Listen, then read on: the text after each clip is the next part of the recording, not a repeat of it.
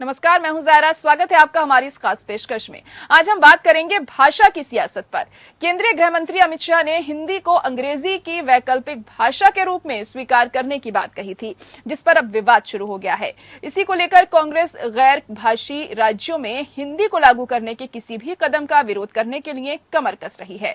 कांग्रेस का आरोप है कि भाजपा मुद्दा बनाकर और देश में विभाजन को बढ़ावा देने की कोशिश कर रही है, लेकिन जब सरकार इसे लागू करेगी तो पार्टी इस तरह के किसी भी कदम का विरोध करेगी। कर्नाटक विधान परिषद में विपक्ष के कांग्रेस नेता बी.के. हरिप्रसाद ने कहा कि यह आसान बात नहीं है, क्योंकि गैर हिंदी भाषी राज्य इसे स्वीकार नहीं करेंगे और हम इस तरह के किसी भी कदम का विरोध करेंगे। केंद्रीय गृह मंत्री अमित शाह ने संसदीय राजभाषा समिति की 37वीं बैठक की अध्यक्षता करते हुए कहा था कि जब तक हम अन्य स्थानीय भाषाओं के शब्दों को स्वीकार करके हिंदी को लचीला नहीं बनाते, तब तक इसका प्रचार नहीं किया जाएगा। उन्होंने सदस्यों को बताया कि अब मंत्रिमंडल का 70% एजेंडा हिंदी में तैयार किया गया है और पूर्वोत्तर के 8 राज्यों में 22,000 से ज्यादा हिंदी शिक्षकों की भर्ती की गई है।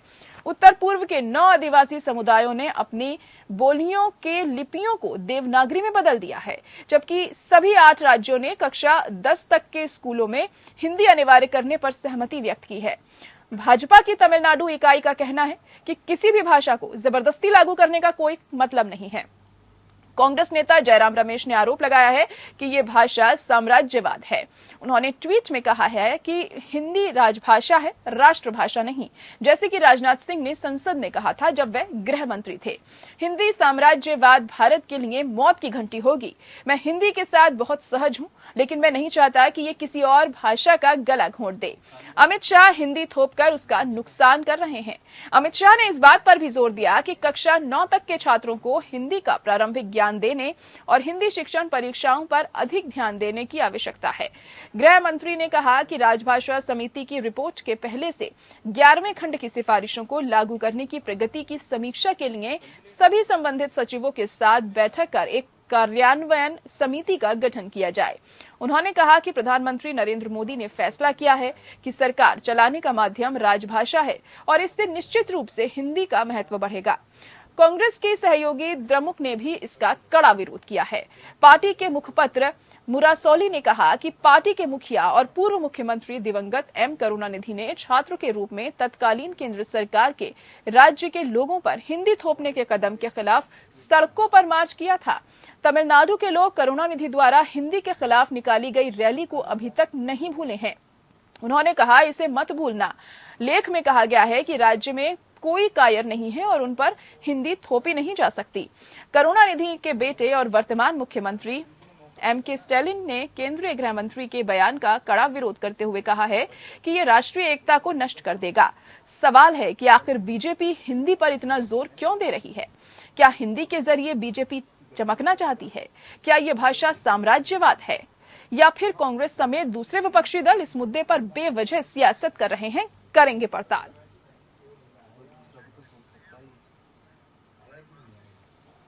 तो इसी पर आज हम खास चर्चा भी करने वाले हैं। मेहमान हमारे साथ जुड़ चुके हैं। रमाकांत मिश्रा जी बीजेपी से हमारे साथ जुड़ गए हैं और अरुण त्रिपाठी जी कांग्रेस से बने हुए हैं हमारे साथ। आप दोनों का बहुत स्वागत है हमारे इस खास प्रोग्राम में।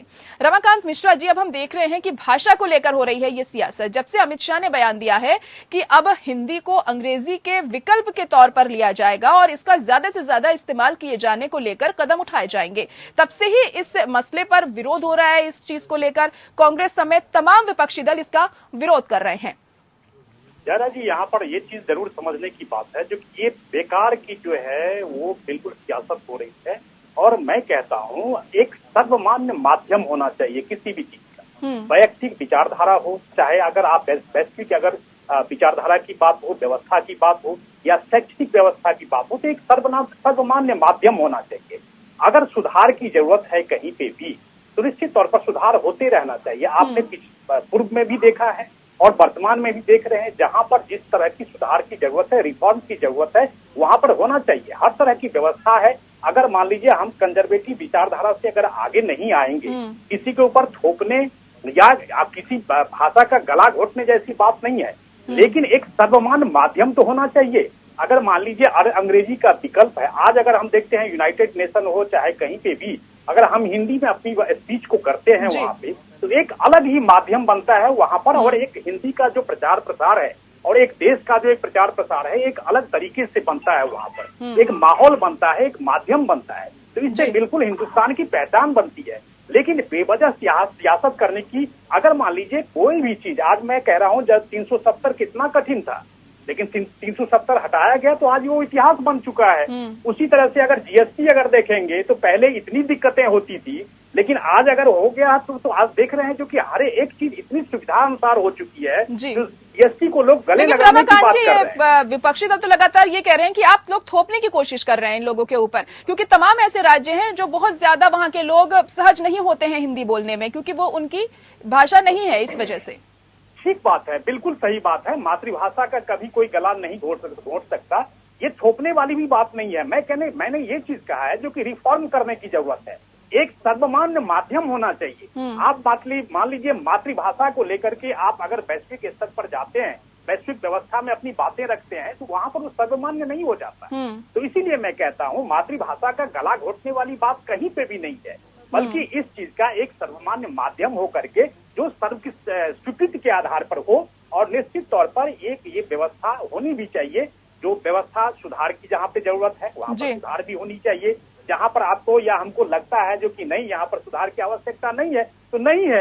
लेकिन कोई चीज सियासत बेकार बेवजह का आज मान लीजिए विरोध करने के लिए ही विरोध हो रहा है, तो हर जगह अगर मान लीजिए करेंगे तो इस तरह का रिफॉर्म। चलिए ठीक है, अरुण त्रिपाठी जी भी जुड़े हुए हैं, उनसे ही पूछ लेते हैं। अरुण त्रिपाठी जी, आप लोग लगातार ये कह रहे हैं कि अगर इस दिशा में कोई भी अहम कदम उठाए गए सरकार की तरफ से तो आप लोग इसका विरोध करने वाले हैं। क्या करने वाले हैं आप लोग अगर ऐसा होता है तो?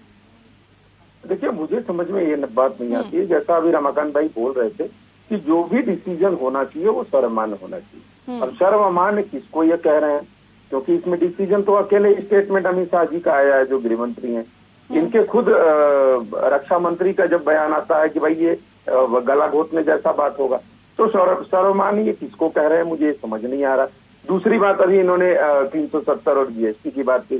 370 हटाए हुए कई दिनों हो गए हैं, कई वर्ष हो गए, क्यों नहीं चुनाव कराते?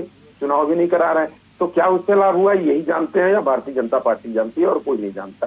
दूसरी बात, जीएसटी का कहा इन्होंने, जीएसटी में कितनी बार संशोधन हुआ, इसी सरकार ने 3 बार उसको लागू किया, 3 बार संशोधन किया, और अभी तक जीएसटी की वजह से पूरा देश परेशान है। आपको पता होगा कि अभी कुछ ही दिनों पहले 23 राज्यों ने पत्र लिख करके कहा था कि जीएसटी का भैया पैसा तो बकाया हमें दे दो, वो भी ये नहीं दे रहे हैं। कौन सा सर्वमान्य है? मुझे समझ में नहीं आता कि ये लोग टीवी डिबेट पे बैठते हैं तो वहां कुछ कहते हैं, सरकार चलाते वक्त एक व्यक्ति जो कह देगा वही चीज होगा। अमित शाह जी को अगर हिंदी नहीं आती, अब अदर भाषा नहीं आती, हिंदी आती है, हिंदी में ही अपनी बात रखें। लेकिन ये जरूरी थोड़ी है कि आप किसी की भाषा चेंज कर दीजिएगा, आम बोलचाल की परिभाषा को आप चेंज कर दीजिएगा। जी, तो अरुण त्रिपाठी जी, आपको क्या लग रहा है कि आखिर ये फैसला क्यों लिया जा रहा है? आपके हिसाब से क्या लग रहा है कि ये फैसला क्यों लिया जा रहा है अरुण त्रिपाठी जी? इससे क्या नुकसान है अगर ये फैसला लिया जाता है? तो ये आपसे जानना चाहेंगे। आपके माध्यम से अमित शाह जी गृह मंत्री जी से खुद आग्रह करूंगा कि जो चीजें ऑलरेडी अच्छी चल रही हैं, सद्भावना से चल रही है, उसको आप छेड़छाड़ क्यों करने पर आमादा है? क्या ऐसी आवश्यकता आन पड़ी है जो हर जगह पे आपको घुसना पड़ रहा है? आप नोटबंदी में नोट का कलर आपको पसंद नहीं है तो नोट चेंज कर देते हैं, बाद में कहते हैं कि आतंकवाद कम होगा। नोटबंदी के बाद आपने देखा होगा कितनी नहीं, अरुण त्रिपाठी जी, मैं ये पूछ रही हूँ आपसे कि इस चीज से क्या नुकसान है, कितना नुकसान होगा अगर ये ऐसे होता है, लागू होता है तो? नहीं, देखिए, नुकसान और फायदे कोई चीज नहीं होता है। आप ये कहिए कि नुकसान और फायदे को लेकर के चले। सरकार जो है वो सबके लिए है, सर 135 करोड़ आबादी के लिए। बस भारतीय जनता पार्टी या भारतीय जनता पार्टी के नेताओं के लिए सरकार नहीं है। भारत की सरकार जो है, माननीय प्रधानमंत्री, माननीय गृह मंत्री जी, वो 135 करोड़ लोगों के लिए है। वो सबका साथ, सबका विकास की बात करते हैं। फिर यहाँ पर आप प्रांतीय भाषा को लेकर के आप आ जाते हैं कि नहीं भैया हर जगह हिंदी लागू होगा। जो हिंदी अभी तक नहीं बोल रहा है, जिसकी आयु 50 साल, 55 साल, 60 साल हो गई होगी, आप उसको जबरदस्ती कहेंगे नहीं अब आपको हिंदी सीखना पड़ेगा।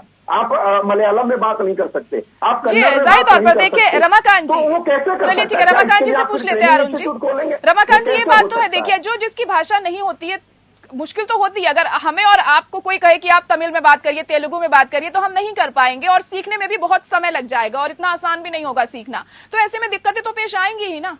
देखिए जयरा जी, जब हम अपना क्षेत्र छोड़ करके आए थे तो हमारी मातृभाषा मैथिली थी, और मैथिली छोड़ करके हम जब हिंदी भाषा भाषी में आए तो हमें भी दिक्कतें हुई। लेकिन आज वही चीज अगर हम देख रहे हैं तो बिल्कुल ऐसा लग रहा है जैसे हमें लग रहा है जो कि मैथिली को कम यूज कर रहा हूँ, हिंदी को ज्यादा यूज कर रहा हूँ। ऐसा नहीं है जो कि मैंने मातृभाषा को छोड़ दिया है। मातृभाषा के लिए जो सम्मान बनी हुई है वो बिल्कुल है ही। एक चीज आपने प्रश्न किया अरुण भाई से अभी, आपने कहा जो कि इसमें लाभ या हानि, ये लाभ और हानि को समझा नहीं पाए, इंटरप्रिटेट नहीं कर पाए। जो हाँ हो सकती है वो कहीं पे हो सकता है जो हानि हो, तो हानि क्या है? ऐसा आपको ऐसा लग रहा है जो क्या प्रांतीय भाषा का गला घोंटा जा रहा है या प्रांतीय भाषा खत्म हो जाएगी? ऐसा नहीं है। मैंने कहा सर्वमान्य माध्यम, मैंने ये चीज कहा है। सर्वमान्य माध्यम मतलब ये होता है जो आज अगर हम इस भारत जैसे विशाल देश में अगर हम एक भाषा को एक ऐसा माध्यम बनाए जहां पर हमें मलयालम नहीं आती, केरला तमिल नहीं आता, मान लिया मैथिली नहीं आता, भोजपुरी नहीं आता, लेकिन एक भाषा ऐसा है जो सबको जोड़ करके रखेगा। सर्वमान्य इसको कहते हैं। आज वैश्विक स्तर पर अंग्रेजी का अगर विकल्प ढूंढा जा रहा है, ये तो बहुत अच्छी बात है, ये तो रिफॉर्म की बात है, ये तो सुधार की बात है। इसका तो कांग्रेस को स्वागत करना चाहिए।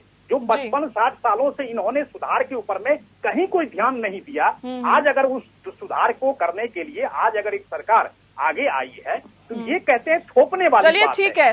देखिए, मैं अभी रमाकांत भाई बोल रहे थे कि मैं मैथिली था और अब हिंदी बोल रहा हूँ। देखिए, उत्तर भारत में हिंदी भाषा बोली जाती है। बिहार में एक 4-5 जिले कह लीजिए या 10 जिले कह लीजिए जहाँ पर मैथिली भाषा बोली जाती है। लेकिन उसके बियॉन्ड अगर बिहार में ही आप जाएंगे तो मुजफ्फरपुर की अलग भाषा है, भोजपुरी प्रांत जो है आरा बजपा और उधर बलिया का उधर भोजपुरी बोला जाता है। अवध में चले जाइए तो अवधी बोला जाता है। अलग अलग भाषाएं हैं, लेकिन सब हिंदी को छूटते हुए भाषाएं हैं। ये हिंदी से अलग नहीं है, ये बात आपको समझना होगा। लेकिन अगर हिंदी और तेलुगु या हिंदी कन्नड़, हिंदी, मलयाली को अगर हम करते हैं तो वहां पर दिक्कतें होती हैं। हम लोग भी साउथ में जाते हैं, बहुत ज्यादा फर्क हो जाता है जाहिर तौर पर। मुझे पता है, क्योंकि राजनेता लोग वहां जाते हैं और हिंदी में भाषण देते हैं तो उनकी भाषण नहीं समझ में आती साउथ के लोगों को, मलयाली जो गाँव में रहते हैं या कन्नड़ के लोग जो गाँव में रहते हैं। तो इस वजह से इस चीज को ये करना चाह रहे हैं। मेरा ये मानना है कि जिसकी जो संस्कृति, जिसकी जो परंपरा है, उससे खिलवाड़ नहीं की जानी चाहिए। सरकार पूरे देशवासियों के लिए है, ना कि किसी एक व्यक्ति 2-4 नेताओं के लिए है। ये बात पहले भारतीय जनता पार्टी को समझना पड़ेगा। दूसरी बात, आपको ज्ञात होगा कि साउथ से भी पीवी नरसिम्हा राव जी प्रधानमंत्री थे इस देश में, लेकिन उन्होंने कभी ऐसी पैरवी नहीं की। कांग्रेस से प्रधानमंत्री थे, कांग्रेस दल के नेता थे, कभी उन्होंने ऐसी पैरवी नहीं की कि हाँ हम हिंदी लागू करेंगे या हिंदी वाले बेल्ट में मलयाली और कन्नड़ लागू करेंगे, कभी ऐसी पेशकश नहीं की। तो ये चीज समझने वाली बातें हैं। और रही बात, मुझे समझ में नहीं आता भारतीय जनता पार्टी ऐसे मुद्दे क्यों उठाती है। आज पेट्रोल पे बात नहीं कर रहे हैं, हम डीजल पे। चलिए ठीक है, वो दूसरे मुद्दे हैं, पेट्रोल, महंगाई वगैरह, वो तो लोग परेशान है ही, फिलहाल हम उस पर चर्चा नहीं कर रहे हैं। चलिए ठीक है, रमाकांत जी एक सवाल आपसे करना चाहूंगी। ठीक है अरुण जी, रमाकांत जी, ये कि यूनिवर्सल लैंग्वेज इंग्लिश होती है हमारी, और अब वैकल्पिक भाषा हिंदी को बनाने की बात यहाँ पर कही जा रही है। अब यूनिवर्सल लैंग्वेज है, पूरी दुनिया में अंग्रेजी बोली जाती है और लोग थोड़ा कंफर्टेबल भी रहते हैं उन तमाम राज्यों में अंग्रेजी बोलने में, तो उसको क्यों हटाने की बात कही जा रही है जब पूरी दुनिया में अंग्रेजी का चलन है और सबको समझ में भी आ रही है? देखिए जयरा जी, बहुत अच्छा प्रश्न किया मैं कह रहा हूँ, आज अगर प्रधानमंत्री जी यूनाइटेड नेशन में अगर हिंदी में भाषण देते हैं तो वहाँ पर एक ट्रांसलेटर पहले से बैठा होता है जी, और ट्रांसलेटर जो है सो वहाँ पर देखेंगे जो उसको कन्वर्ट करके, यानी आप बिल्कुल ऐसा लग रहे हैं जो अपनी व्यवस्था को, ये बहुत बड़ी चीज है, अपनी व्यवस्था को, जहाँ पर पहले हिंदी को न देखा जाता था न सुना जाता था, और ये चीज एक बहुत अच्छी व्यवस्था हो रही है जो कि जो वैश्विक जो अगर कंट्री है वो कंट्री जो है तो अपने लिए ट्रांसलेटर रखे हुए हैं और वो उसको कन्वर्ट करके उनको सुनाने की कोशिश कर रहे हैं जो हम कहना क्या चाहते हैं। तो ये जो है सो वैश्विक स्तर पर अपने देश की पहचान भी बन रही है जी। साथ ही साथ अगर अपने देश में ही अगर इस तरह का विरोध होगा तो समझिए जो कि हर एक चीज का अगर आप विरोध करेंगे तो ये लोकतंत्र को कमजोर करने जैसा है। तो कांग्रेस हमेशा से ही लोकतंत्र को कमजोर करने का काम करती आ रही है, इसलिए इनको सुधार की कहीं पे जरूरत नहीं है। अभी अरुण भाई ने अभी कहा जो कि पीवी नरसिम्हा राव ने इस तरह का जो है सो थोपा नहीं, उन्होंने कभी इस तरह भाषा को जो थोपने की कोशिश नहीं की। मैं उनके विजन के ऊपर में कोई प्रश्न चिन्ह नहीं लगा रहा हूँ, मैं उनके क्रिएटिविटी के ऊपर में प्रश्न चिन्ह नहीं लगा, उनकी योग्यता के ऊपर भी कोई प्रश्न चिन्ह नहीं लगा रहा हूँ, लेकिन एक विजन होता है। आज अगर नरसिम्हा राव जी भी अगर इस तरह की स्टेप लिए रहते, कदम उठाए रहते, तो आज जो इस सरकार को करनी पड़ रही है वो इस सरकार को नहीं करनी पड़ती। जी जी। तो इसीलिए आपको वैश्विक स्तर पर भी व्यवस्थाओं को देखते हुए अपनी बातें रखने के लिए आप किसी और देश को भी मजबूर कर रहे हैं, जो अपने लिए आप ट्रांसलेटर लेकर के बैठिए और हमारी भाषा को सुनिए, हमारी भाषा को महत्व दीजिए। लेकिन रमाकांत जी, आप लोग हमेशा ये कहते हैं सबका साथ सबका विकास की आप बात करते हैं, और हमारा देश इसी वजह से मशहूर भी है कि यूनिटी इन डाइवर्सिटी है, यहाँ पर अनेकता में एकता है यहाँ पर, और अगर इस तरह के फैसले लिए जाएंगे आपको नहीं लगता उस चीज पर भी असर पड़ेगा? कहीं असर नहीं पड़ेगा, मैं कह रहा हूँ कहीं असर नहीं पड़ेगा। एक सर्वमान्य, आज मान लीजिए हम चैनलों पर बैठ करके आज हम हिंदी भाषा का प्रयोग कर रहे हैं, हो सकता है कोई विशेष चैनल हो जो अंग्रेजी का भाषा का भी प्रयोग कर रहे होंगे, लेकिन हमारा एक सर्वमान्य माध्यम है ना हिंदी, तो हम हिंदी भाषा का प्रयोग कर रहे हैं। आज इसमें भी देखेंगे कितने अच्छे अच्छे लिटरेचर, इतने अच्छे अच्छे शब्द का हम लोग प्रयोग करते हैं, तो निश्चित तौर पर एक इस भाषा का जो है एक अलग ही इम्पोर्टेंस हो जाता है, महत्व हो जाता है। इसीलिए हर बात पर विरोध करना लोकतंत्र को कमजोर करने जैसा है, और ऐसा नहीं करना चाहिए विपक्षियों। चलिए ठीक है, अरुण त्रिपाठी जी कह रहे हैं कि आप लोग लोकतंत्र को कमजोर करने की कोशिश कर रहे हैं ऐसे विरोध करके। कहिए अरुण जी। देखिए मिश्रा जी, शायद मुझे लग रहा है 2014 के बाद से डिबेट पे बैठना शुरू हुए या भारत के लोकतंत्र को पढ़ना शुरू किए। इनको शायद पता ही नहीं कि 2014 के पहले भी देश में ट्रांसलेटर हुआ करते थे, हर प्रधानमंत्री के पास ट्रांसलेटर हुआ करते थे। अब आपको ज्ञात नहीं था, ये अलग बात था कि 2014 के बाद पता चला। सुन लीजिए, अगर कोई विदेशी राष्ट्रपति भी भारत के दौरे पर आता है, अब तो नहीं आता, आपकी सरकार में, हमारी सरकारों में आया करते थे, तो वो भी अपने ट्रांसलेटर को लेके आते थे, क्योंकि वो हिंदी इंग्लिश में बोलते थे तो हिंदी ट्रांसलेट किया जाता था, आपको ज्ञात होगा। लेकिन आपको ये चीज पता नहीं है, शायद पता नहीं कब से आप लोग इस चीज का ज्ञान कर रहे हैं। मैं आपको एक चीज बस बता दूं कि ये क्षेत्रवाद या प्रांतवाद की राजनीति को मत छेड़िए, उसको मत खत्म करिए। ये हमारी लोकतंत्र का खूबी है, यही खूबसूरती है कि हर क्षेत्र में अलग अलग भाषा बोली जाती है और एक दूसरे की भाषा को हम समझ लेते हैं और बात कर लेते हैं। यही हमारी देश की खूबी है, यही भिन्नता में एकता जो है हमारे देश की है। इसको आप लोग मत छेड़िए। आपसे आग्रह है, आप लोगों में, मुझे लगता है अमित शाह जी को मैं बड़ा परिपक्व नेता समझता था, लेकिन ये चीज करके वो गलत करेंगे। मैं आपको बता दूं, केजरीवाल जी ऐसे ही एक बार बोले थे दिल्ली में कि 500 रुपए लेकर के आते हैं उत्तर प्रदेश और बिहार वाले और 5 लाख का इलाज करा के चले जाते हैं। अरे भाई, वो भी भारत के ही लोग हैं। ऐसे ही एक महाराष्ट्र का नेता बोला था कि उत्तर भारतीयों को घुसने नहीं देंगे, जिनको मराठी नहीं आता उनको मार के भगाओ। तो क्या उस लेवल पे अब अमित शाह जी हो गए? अमित शाह जी को तो हम बहुत महान नेता समझ रहे थे, लेकिन ये छोटी छोटी चीजों पर राजनीति करना शुरू कर दिए हैं। ऐसी चीजें नहीं होनी चाहिए। कल को तो आप लोग ऐसा भी कर देंगे कि अगर गुजराती आपको बोलने नहीं आएगा तो आपको पेट्रोल ही नहीं मिलेगा। इस प्रकार की कौन सी भाषा है? ये कौन सी बात है? चलिए ठीक है, सियासत की बात जहां तक आती है, देखिए अरुण जी, वो तो सभी पार्टियां करती हैं और आपकी तरफ से भी इस तरह की बयानबाजी होती है, तो सियासत के तौर पर ही उसे देखा जाता है।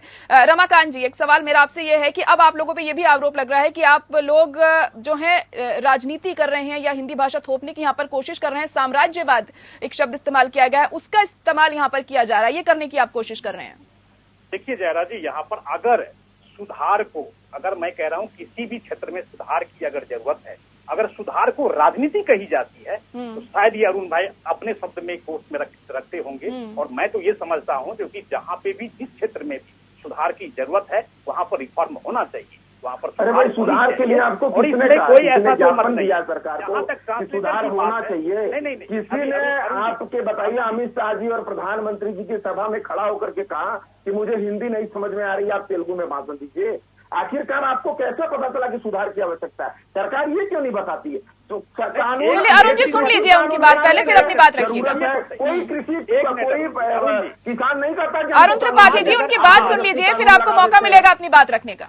अरुण जी, ऐसा है, आज 70% ऐसे मंत्रिमंडल का जो एजेंडा है वो हिंदी में होता है, हिंदी में होता है। इसका मतलब ये है जो कि इसका जो सर्वमान्यता है वो 70% तक तो पहुंच गई है ना। 30% की हम लोग और बात कर रहे हैं ना हम लोग। तो कहने का मतलब ये है, जब इसकी मैक्सिमेबिलिटी जो है सो बढ़ गई है, वो निश्चित तौर पर वहां पर जो है सो उसके ऊपर में हिंदी को ही इसलिए माध्यम बनाया जा रहा है न कि किसी और क्षेत्र की क्षेत्रीय भाषा को। क्षेत्रीय भाषाओं का कोई नुकसान नहीं होगा। अगर आप राजनीति से ऊपर उठ करके अगर बात करेंगे तो कहीं पे भी आप देखेंगे क्षेत्रीय भाषा का कहीं कोई नुकसान नहीं हो रहा है। आपको किसी ने कहा है जो कि क्षेत्रीय भाषा नहीं बोलिए, या मुझे किसी ने कहा है जो कि हमें क्षेत्रीय भाषा नहीं बोलिए, लेकिन एक माध्यम जो है जी, आप कह रहे हैं कि एक विकल्प के तौर पर, अंग्रेजी के विकल्प के तौर पर आप इस्तेमाल करिए। बिल्कुल। अरुण त्रिपाठी जी क्या कहना चाह रहे थे, कहिए।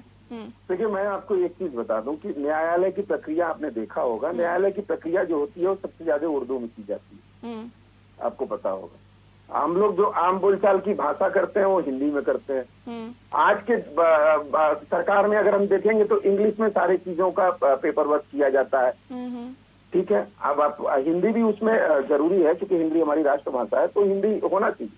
लेकिन ये कहें कि ये चीजें हटा करके आपको हिंदी जबरदस्ती लागू किया जाना चाहिए, ऐसी चीजें नहीं होनी चाहिए। आपकी जो इच्छा हो, किसी के कपड़े, किसी के बोलने, किसी के भाषा पे हम नहीं है, हम सरकार चला रहे हैं सबके विकास के लिए, सबको तोड़ने के लिए नहीं, सबको बाध्य करने के लिए नहीं कि आप जो हम चाहेंगे वो आपको करना पड़ेगा। ऐसी सरकार नहीं होनी चाहिए। और ये सरकार देश हित के लिए अच्छी कार्य नहीं कर रही है। मेरा एक सिंपल सा बात है, बाकी आप लोग को जो करना है करिए। चलिए ठीक है, देश हित में ये फैसला नहीं होगा आपके हिसाब से। रमाकांत जी क्या कहेंगे? आखिरी कमेंट आपसे जाना चाहूंगी, समय की कमी। जयरा जी देखिए, ये देश तोड़ने की नहीं, देश को जोड़ने की बात हो रही है। एक भाषा तक के माध्यम से एक जोड़ने की बात हो रही है, इसीलिए ये देश तोड़ने वाली कहीं पे भी बात नहीं है। और हाँ, सियासत करनी है, सियासत करिए, लेकिन लोकतंत्र को कमजोर मत करिए, जिससे आपको गलत एक मैसेज जाए लोगों में। जी जयराज। चलिए ठीक है, बहुत शुक्रिया आप दोनों का हमारे साथ जुड़ने के लिए इस खास पेशकश में। तो भाषा पर सियासत है जो लगातार जारी है, लेकिन अब आने वाले दिनों में देखना होगा कि सत्ता पक्ष और विपक्ष तो पूरी तरह से इस मसले पर आमने सामने हैं, और कितनी और सियासत हमें आगे देखने को मिलती है इस मसले पर। इसी के साथ खास पेशकश में इतना ही। मुझे दीजिए इजाजत, नमस्कार।